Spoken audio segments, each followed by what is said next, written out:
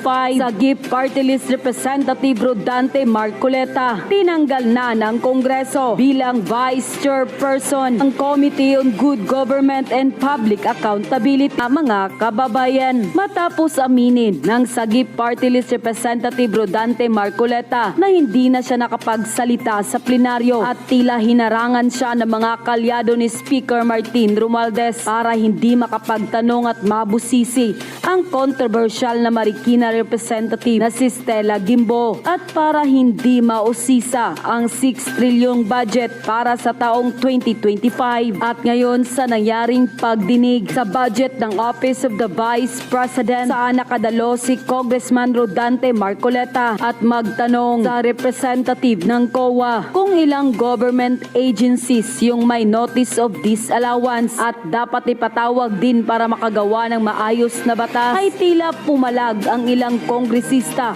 at sinabing tinanggal din siya sa pagiging member ng committee. Kaya't napag-alaman na tinanggal si Kong Rodante Marcoleta bilang Vice Chairperson ng Committee on Good Government and Public Accountability at hindi na rin ito kasali bilang membro ng nasabing committee. Pakiwari tuloy ng taong bayan, bakit biglang tinanggal? Marami palang may notice of disallowance na government agency, pero bakit ang OVP lang ang tila pinag-iinit ng Kongreso? Komento pa ng ilang dismayadong netizen. Grabe na talaga ang panggigipit nila kay Marcoleta dahil lang ba kinontra sila at di nakaporma sa kanilang mga hearing dahil si Marcoleta lang ang nag-iisang congressman na may paninindigan at hindi nasisilaw sa pera. Wala na talaga to sa hulog si Tamba. Pinatalsik at tinanggal pa talaga si Kong Marcoleta sa committee. Iba na talaga tong Kongreso. Pag hindi ka alyado, tanggal agad. Ayan na, tinanggal na talaga si Kong Marcoleta. Wala nang ibang nag-utos niyan kundi si Tamba. Diyan kasi sila magaling kapag hindi ka alyado at kontra sa mga gusto nilang mangyari. Ayan, si Bak sa pwesto.